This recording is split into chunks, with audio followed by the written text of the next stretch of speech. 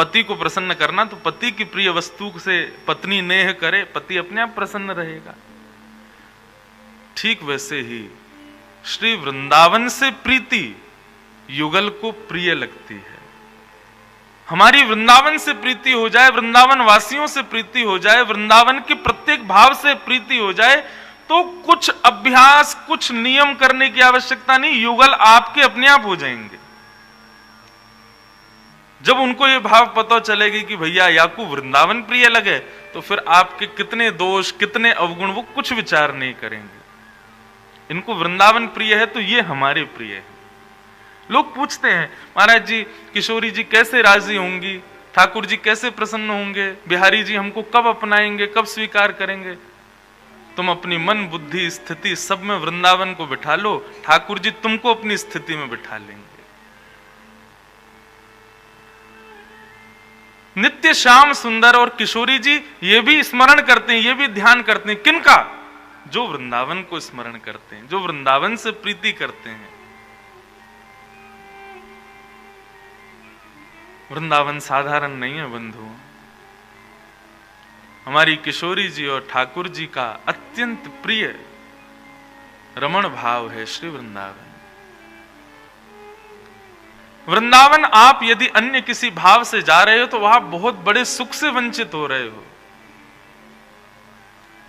वृंदावन में तो श्री किशोरी जी और ठाकुर जी वे दोनों और सुखी हों, इस भाव से जाओ।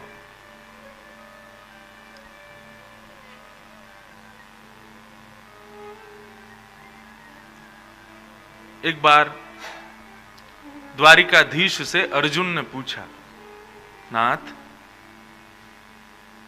आप किसका स्मरण करते हो? नित्य प्रातःकाल उठ करके आपकी स्थिति में कौन आता है?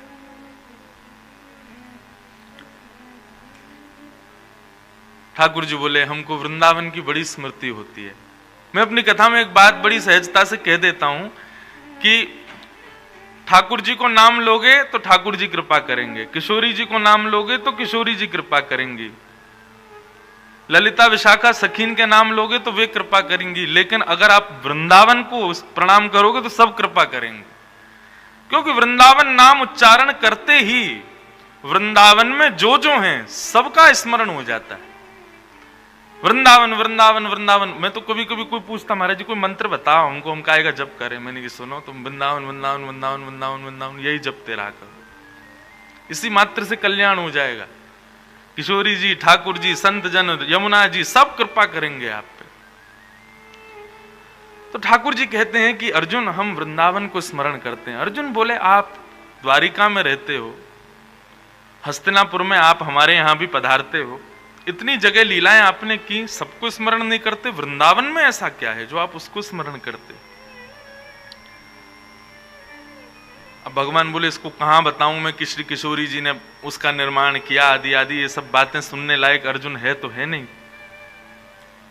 हाँ, एक बात और कहें, ये रस के भाव, ये प्रीति के भाव सबको भी नहीं बताने चाहिए। जो अधिकारी हो उन्हीं को ही बताने चाहिए। पहले ठोक पीट के देख लिया करो, सामने वाला अधिकारी लगे तो कहो। इसलिए नागपुर के इस क्रम के अलावा मेरा इस रस में और कहीं प्रवेश में करता नहीं हूं। आप अन्य कथाएं सुनेंगे तो वहां तो कथा होती है, और आप कहेंगे तो वो विशेष नहीं, वो बहुत विशेष है। वो अधिकार देती है ना बाकी श्रोताओं को इस रस में आने का, इसलिए वो जरूरी है। जिस प्रकार रत्न का खुलासा नहीं किया जाता कि हमारे घर में कहां रखा है, यदि आप खुलासा कर दोगे तो क्या होगा? चोरों के कान खड़े हो जाएंगे, और वो दिन दूर नहीं होगा कि वो रत्न एक दिन चोरी हो जाएगा। ऐसे ही ये ठाकुर जी के प्रिय भाव, श्री श्यामा जी के प्रिय भाव, श्री वृंदावन का प्रेम, ये रत्न है, इसको छुपा के रखो भैया। कोई बहुत आपका विश्वास पात्र दिखे उसको बताओ, वहां रखा है, ऐसा है। और ठाकुर जी जल्दी सहज प्रकट नहीं करते वृंदावन के भाव को, वो भी अर्जुन जैसे ज्ञानी के आगे। हाँ, एक बार को उद्धव के आगे प्रकट कर देंगे, अर्जुन के आगे नहीं करते। आप बुरा नहीं मानिएगा, हम वृंदावन वासियों के लिए अर्जुन से ऊपर है उद्धव। क्योंकि वो उद्धव वृंदावन का विद्यार्थी है, उसको ब्रजवासियों ने पढ़ाया है, और सबकी छोड़ो उसको श्री किशोरी जी ने सुनाया है, पढ़ाया है। विद्यार्थी है वो वृंदावन का, इसलिए हम ब्रजवासियों को उद्धव ज्यादा प्रिय है। अर्जुन बोले कि ऐसा क्या है वृंदावन में जो आप सब छोड़ वृंदावन को याद करते हो? ठाकुर जी बोले, अब तुमको क्या सुनाऊं मैं अर्जुन, स्थिति नहीं है तुम्हारी उतनी, लेकिन चलो जिज्ञासा वृंदावन की कोई प्रकट करे तो वह भी अधिकारी है, किसी ना किसी रूप से तो श्री जी ने उसको याद किया। अर्जुन तुम वृंदावन का नाम भी ले रहे हो, उसके बारे में पूछ रहे हो, तो कुछ तो अधिकार तुमको है, चलो किसी भाव से सही तुमको बताते हैं वृंदावन क्या है। अर्जुन बोले कहां चलें? बोले एक भक्त है, बहुत दिन से तपस्या कर रहा, उसको दर्शन देने जा रहा हूं मैं, चलो तुम भी साथ में। अर्जुन बोला चलो। गरुण जी पर भगवान बैठे, पीछे अर्जुन बैठा, और ठाकुर जी पहुंच गए श्वेत द्वीप। हमारे वृंदावन के श्री राधा वल्लभ लाल जी अनंत वर्षों तक श्वेत द्वीप में विराजित, और वहां देवादिदेव महादेव ने उनकी उपासना की। अरे श्वेत द्वीप का इतना सुंदर वर्णन करते हैं अन्य पुराणों में महाराज। अब देखो कथा में कथा आती जाती है, सुनो। मैंने कही ना आज सवरे पिटारे खुलेंगे, हाँ 3 दिन से जो नहीं खुला आज सब खुलेगा। एक बार नारद जी को अपनी भक्ति पर अभिमान हो गया। नारद जी बोले हमसे बड़े भक्त तो दुनिया में कोई होंगे नहीं, 24 घंटा दिन रात नारायण नारायण नारायण यही उपास करते हैं। अच्छा नारायण मुख से बोलते हैं, लेकिन चित्त में श्री नारद जी भी श्री राधा राधा का ही जप करते हैं। नारद भक्ति सूत्र कभी उठा के देखिए, ब्रजवासियों की जो प्रशंसा नारद जी करते हैं, तो नारद जी को अभिमान हुआ कि मुझसे बड़ा भक्त तो कोई नहीं होगा। ठाकुर जी ने एक बार नारद जी और गरुण जी को भी अभिमान था कि मेरे बिना ठाकुर जी कहीं जाते नहीं, दोनों को अभिमान था। तो ठाकुर जी बोले चलो इनका मान दूर किया जाए। तो भगवान ने एक बार नारद जी को बुलाया, बोले नारद जी तुम 24 घंटा जो है हमारी सेवा में लगे रहते हो, एक आध दिन का अवकाश ले लिया करो, छुट्टी लिया करो। नारद जी बोले क्या करें बताओ, छुट्टी में कहां जाएं? बोले एक काम करो, तुम भक्त अग्रगण्य हो, हरिदास वर्य हो, तो जाओ कुछ हरिदासियों की सुध लेके आओ। तुम हरिदासों में सर्वश्रेष्ठ हो, तो जो बेचारे छोटे मोटे हरिदास हैं उनको मिले आओ, थोड़ा देखे आओ उनको जाके। नारद जी बोले जो आज्ञा, कहां जाएं बताओ? बोले तुम एक काम करो, श्वेत द्वीप जाओ, वहां मेरा एक स्वरूप श्री राधा वल्लभ लाल के रूप में विराजमान है, जहां पर महादेव उसकी आराधना करते हैं, तुम जाओ उनका दर्शन करके आओ। नारद जी बोले ठीक है। अब गरुण जी पर बैठ करके नारद जी पहुंचे श्वेत द्वीप। तब श्वेत द्वीप में देखा लाखों करोड़ों वैष्णव खड़े हैं, और सामने त्रिभंग लली श्री राधा वल्लभ लाल विराज रहे हैं, और देवादिदेव महादेव उनकी आरती कर रहे हैं। पार्वती जी घंटे घड़ियाल बजा रही हैं, गणेश जी, कार्तिकेय जी और समस्त शिव परिवार सब वहां आराधन में लगा है, राधा वल्लभ लाल जी की सेवा चल रही है, और लाखों भक्त उनका दर्शन कर रहे हैं। सबसे पीछे खड़े नारद जी और गरुण जी दर्शन करने लगे। जैसे ही आरती पूर्ण हुई, विश्राम आरती होते ही शंकर जी ने जल से आरती का प्रोक्षण किया, सब में जल लुटाया, सब वैष्णव भुजा उठा के राधा वल्लभ लाल जी की जय जयकार करने लगे। इतने में ही शंकर जी ने जैसे ही पर्दा किया राधा वल्लभ जी के आगे, पर्दा करते ही लाखों असंख्य भक्त जो वहां दर्शन कर रहे थे सब मूर्छित हो गए। पर्दा होते ही मूर्छा हो गई। नारद जी चारों तरफ देखे, बोले ये क्या हुआ? वो भैया गरुण, ये कहा भयो ये सब एक संग मूर्छित कैसे है गए? और अगर यहां की रीति मूर्छित होना है तो हम क्यों खड़े हैं? गरुण जी बोले पता नहीं, देखो एक बार। सबको देखने लगे, कुछ पता ना चले। नब्ज देखी, हार्ट बीट देखी, सांस देखी, सब बंद। मूर्छित नहीं थे, सब मृतक हो गए। नारद जी को विचार में नहीं आ रहा ये हुआ क्या। थोड़ी देर बाद महादेव पुनः पधारे और पुनः पधार करके जैसे ही कपाट खोले, कपाट खोलते ही सब पुनर्जीवित हो गए और उठ करके श्री राधा वल्लभ लाल की जय जय जयकार करने लगे, प्रणाम करने लगे। नारद जी बोले ये समझ में नहीं आया, हुआ क्या? महादेव से एकांत में जाके प्रणाम करके कहा भगवान ये इस भाव का थोड़ा उद्घाटन कीजिए, ये हुआ क्या? तो महादेव बोले जैसे संसार के लोगों के प्राण अन्न में बसते हैं, ऐसे श्वेतद्वीप के भक्तों के प्राण श्री राधा वल्लभ लाल जी में बसते हैं। जब तक लाल जी दिख रहे हैं तब तक सब जीवित हैं। लाल जी के दर्शन अनोसर होते ही इतना वियोग होता है कि सब प्राण त्याग देते हैं। नारद जी महाराज ने गरुण जी को देखा, बोले हम नारायण से दूर रह करके भी जीवित हैं, इसका मतलब हमारी भक्ति की वो पराकाष्ठा नहीं। श्वेत द्वीप के भक्तों की चरण रज डिबिया में भर के ले गए। नारद जी रोज तिलक लगाते हैं उसी से कि हम में भी थोड़ी ऐसी भक्ति आवे। तो श्वेत द्वीप अद्भुत है। तो भगवान अर्जुन को लेकर श्वेत द्वीप पहुंचे। श्वेत द्वीप में चंद्रमा के समान चमक रहा एक विशाल पर्वत दिखाई देता है। अर्जुन बोले भगवान ये देखो कितना प्यारा पर्वत है, मैंने बहुत पर्वत देखे हैं लेकिन ऐसा नहीं देखा। ठाकुर जी बोले देखा कैसे चंद्रमा की तरह चमक रहा है ना? बोले हाँ, चलो इसमें समीप चलते हैं। पर्वत पर समीप गए, तभी ऊपर शिखर पर एक महात्मा बैठे तपस्या कर रहे थे। ठाकुर जी बोले इन्हीं को दर्शन देना है, चलो। ऊपर पहुंचे, ठाकुर जी जाकर के खड़े हो गए। महात्मा तपस्या में बैठे थे, ध्यान में बैठे थे। भगवान ने इतने ही अपने चतुर्भुज रूप को दो भुज रूप में प्रकट किया और त्रिभंग लली बनकर के वेणु वाद्य करने लगे। अर्जुन बोले क्या कर रहे हो नाथ? बोले इनके चित्त में हमारी यही छवि बैठी है, इसलिए इनको इसी छवि से दर्शन दे रहे हैं। और ठाकुर जी वेणु वाद्य करने लगे। जैसे ही वेणु बजाई ठाकुर जी ने, महात्मा का रोम रोम पुलकित हो गया। नेत्र खोल करके देखा, त्रिभंग लली श्याम सुंदर सामने खड़े हैं। दंडवत प्रणाम किया, नतमस्तक हो गए। प्रणाम करके ठाकुर जी के सन्मुख बैठे और जिज्ञासा प्रकट की। बोले नाथ बहुत अभिलाषा थी कि आपका दर्शन हो, परंतु अभिलाषा यह भी थी संग में किशोरी जी आवे। ये आप किस बावड़े को ले आए हो संग में? किशोरी जी आनी चाहिए। तो बोले बावड़ा नहीं भैया, हमारा सखा है, हमारा भैया है, अर्जुन है। बोले अच्छा ये अर्जुन है? बोले जी।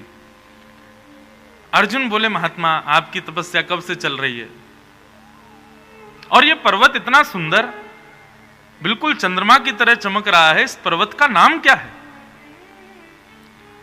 महात्मा मुस्कुराने लगे और मुस्कुरा करके बोले अर्जुन तुम जिस पर्वत पर बैठे हो ये पर्वत नहीं है। तो क्या है ये? बोले ये हमारा ही देह है। हर बार हम तप करते हैं और तप करके अपने प्राणों का त्याग कर देते हैं, तो हमारी अस्थियां ही इस पर्वत के रूप में निर्मित होती चली गई हैं। यहां की जड़ से लेकर चोटी तक ये जो कुछ भी तुमको दिख रहा है ये सब हमारे अनंत देह हैं, और इन अनंत देहों के द्वारा मैंने तप किया, तब जाकर के सौभाग्य मिला। अर्जुन बोले केवल त्रिभंग लली को देखने के लिए आपने इतना तप किया?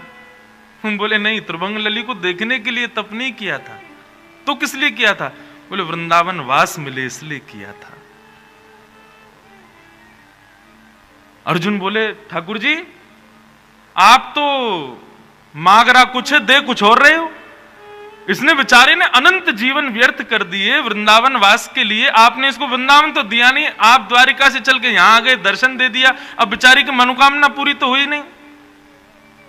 ठाकुर जी मुस्कुराए और अर्जुन से बोले भक्त को दर्शन देना हमारे अधिकार में है, लेकिन वृंदावन वास देना ये हमारे अधिकार में भी नहीं है। ये तो श्री जी कृपा करें तो ही है सके भैया, ये हमारे अधिकार में नहीं है कि इसको वृंदावन वास मिल जाए। उसके लिए तो श्री जी किशोरी जी कृपा करेंगे, और हम अनंत बार भी दर्शन दे दें तब भी श्री जी की कृपा की एक कण के समान भी हम नहीं हो पाएंगे। ये सब बातें कथाओं में कहने में सुख तो मिलता है, लेकिन कभी कभी ना अपने ऊपर बड़ा गुमान भी होता है कि देखो श्री जी की कुछ भी हो, इतनी कृपा तो है कि हम वृंदावन में आए तो श्री जी ने कृपा करके ही बुलाए होंगे। दुनिया के लोग कहें हम पे श्री जी कृपा कब होगी, हम तो खूब ढिंडोरा पीट के कहें हम पे तो है, और इसका प्रमाण क्या, हमारा जन्म ही प्रमाण है कि किशोरी जी ने हम पे कृपा तो की। उनको पता तो होगी कि इंद्रेश नाम का कोई व्यक्ति है, उनकी स्मृति में, उनके चित्त में हमारा नाम ही आ जाए, बस इसी से ही कल्याण है हमारा। तो वृंदावन वास का भी अधिकार ठाकुर जी के वश में नहीं। आप लोग कहेंगे ये ऊंची ऊंची बातें आप सब ब्रजवासी किशोरी जी की महिमा मंडन के लिए करते हैं, ऐसी बात नहीं है। पद्म पुराण उठा करके पढ़िए, ब्रह्म वैवर्त पुराण उठा करके पढ़िए, गर्गाचार्य जी द्वारा कृत श्री गर्ग संहिता को पढ़िए, आपको पता चलेगा कि श्री जी की अनुकंपा कृपा जितनी हम बता रहे हैं वह भी सूक्ष्म है, उससे भी अनंत गुना ज्यादा है। हाँ। ऐसे वृंदावन का वास,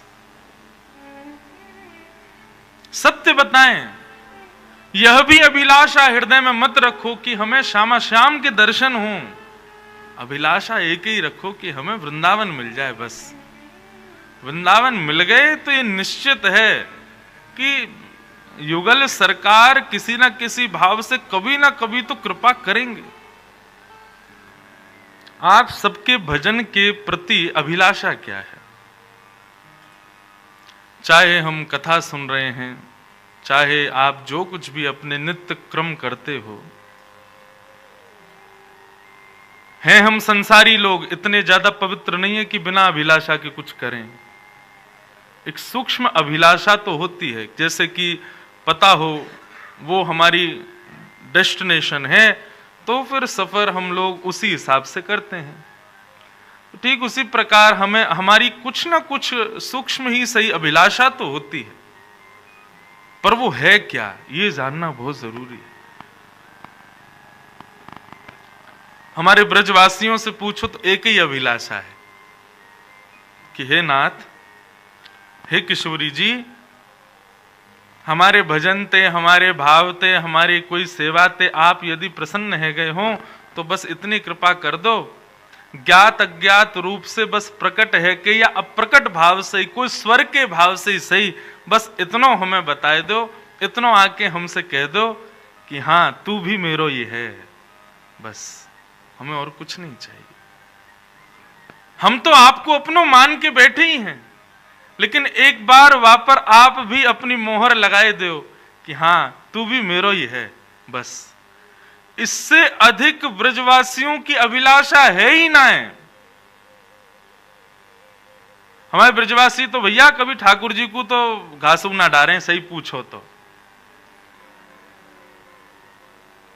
लाल जी जितने दिन लीला करते रहे, श्रीमद् भागवत में 1000 बार ब्रज लीला में आता है, ठाकुर जी सबसे कहते हैं मैं भगवान हूं, मेरी पूजा करो।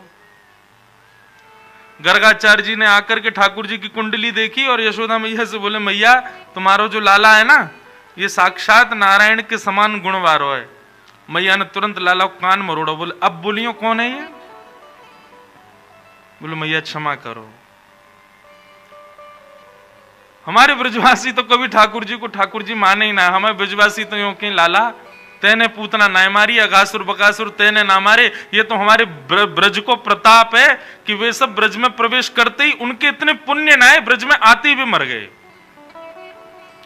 क्यों? बोले ब्रज में बिना श्री जी की कृपा के आ ही ना सके, लेकिन ये सबरे निगोरे राक्षस बिना श्री जी की आज्ञा लिए ब्रज में घुसे, जैसे ब्रज में आए इनके पुण्य इतने हेनाए, हमारे ब्रज के प्रताप ने इनको नष्ट कर दियो। और उन मरे मरायन में हाथ लगा के तू श्रेय ले जाए कि हमने मारे।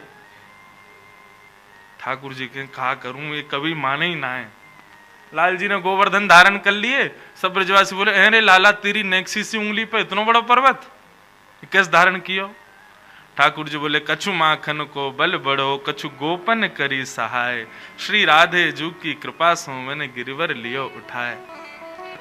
ब्रजवासी बोले माखन ते तेरो बल बढ़ो, ये तो बात समझ में आवे, तेने बहुत माखन खायो, लेकिन हम ब्रजवासी ने तेरी कहा सहायता करी लाला? ठाकुर जी बोले, जब मैं गिरिराज जी उठाए रहे हो तो आप सबरे टकटकी लगा के मुंह को देख रहे, तो आप सबन की शक्ति मेरी उंगली में आ गई। आप लोगन के अपलक नेत्र से मुंह को देखवे के काज सबकी शक्ति मुंह में आ गई और मैंने गिरिराज जी उठा लिए। वास्तव में मेरी उंगली को बलना है, आप सब ब्रजवासी की शक्ति मुंह में आ गई है तो मैंने उठा लिए। ब्रजवासी बोले, तभी तो हम कहें कमजोरी क्यों आ गई है हम में इतनी, आजकल सांस फूल जाए नेक में, घबराहट सी है लग। तभी तो हम कहें कि लाला हमारी शक्ति कहां चली गई, दूध तो खूब पी रहे हैं, अब तो चलिए नंद को छोरा पीछे पीछे चुरा ले।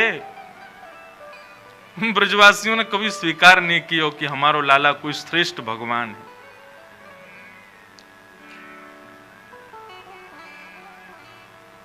हम तो बस इतनी चाह रखें, लाला बस हमसे यूं बता दे कि हाँ, जैसे हम तो उसे प्रेम करें तू भी हमको स्वीकार करे।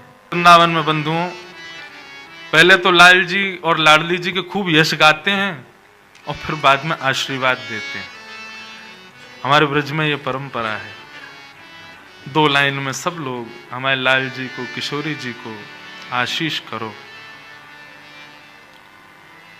चिरजीवो श्री युगल बिहारी,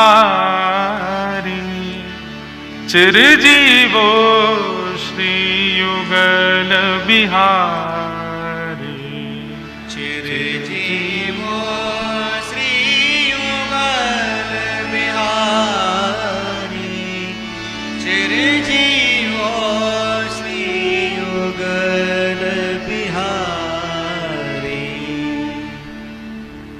नित नव केली करो कुंजन में, नित नव केली करो कुंजन में, नित नव केली करो कुंजन में, नित नव केली करो कुंजन में। रसिक शिरोमणि श्रीमत प्यारी, चिरजीवो श्री युगल बिहारी, चिरजीवो श्री युगल बिहारी, चिरजीवो श्री युगल बिहारी। रंग महल निश दिन रंग बरसो, रंग महल निश दिन रंग बरसो, रंग महल निश दिन रंग बरसो, रंग महल निश दिन रंग बरसो। सुख सरसों अनुदिन अधिकारी, चिरजीवो प्यारे कुंज बिहारी, चिरजीवो श्री युगल बिहारी, चिरजीवो श्री युगल बिहारी। सरस माधुरी सेवा तत्सुख, सरस माधुरी सेवा तत्सुख, सरस माधुरी सेवा तत्सुख, सरस माधुरी सेवा तत्सुख। देहूं दया निधि तुम पर बारी, चिरजीवो श्री युगल बिहारी, चिरजीवो श्री युगल बिहारी, चिरजीवो श्री युगल बिहारी। श्री वृंदावन बिहारी लाल की जय, श्री राधा रमण लाल की जय, श्री राधा वल्लभ लाल की, सब संतन की, सब भक्तन की, सब ब्रजवासिन की, सब सखियन की, समस्त सखान की, पूर्वाचार्यन की, सद्गुरुदेव भगवान की। जय जय श्री राम, जय जय श्री राम, जय जय श्री राम। बोलो वृषभानु के जमाई की।